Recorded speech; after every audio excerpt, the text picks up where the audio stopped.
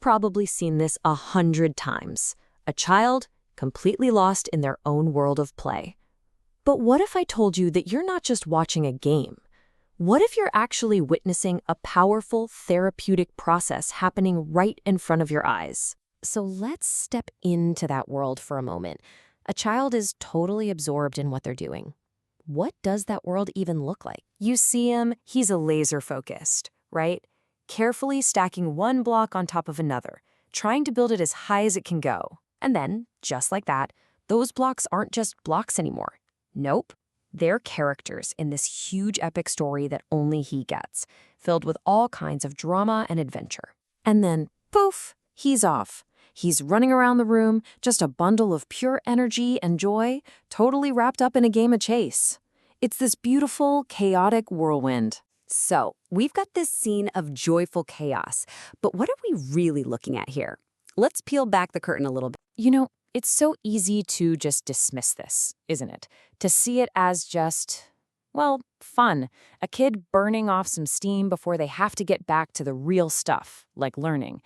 But is that all that's going on? Is this really just wasting time? The answer to that is a big, resounding no. Because what we're actually seeing is something way, way more profound. Okay, so if it's not just goofing around, then what is it? This is where our whole perspective is about to get flipped upside down. All of it. The towers, the stories, the chasing. It's all actually a form of behavioral therapy, hiding in plain sight. So our whole viewpoint just shifts. What seems like random, time-wasting fun is actually a deeply purposeful, even structured process. It's how a child develops critical skills, everything from managing their emotions to solving problems. It's how they organize their world, inside and out. And yeah, there's a formal name for this. It's called play therapy. It's a really powerful therapeutic approach, and it's built on a super simple idea.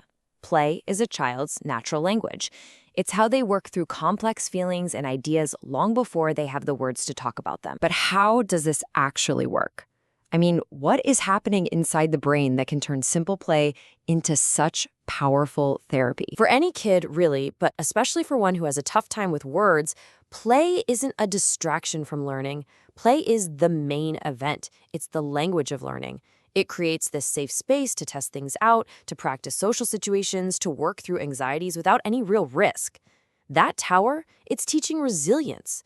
That little story he's acting out, it's helping him process a confusing or scary event. The whole path to growth here is actually pretty simple. First, we have to meet the child where they are, in their world of play. When we engage on their terms, it's like a key unlocking their brain. It becomes open, engaged, and starts doing the deep work of learning. And the natural result of all that? The child starts to thrive. And that right there, that's the ultimate goal. It's the beautiful outcome of this whole process. This is the absolute heart of it. It's not about trying to force a child to communicate in our adult world.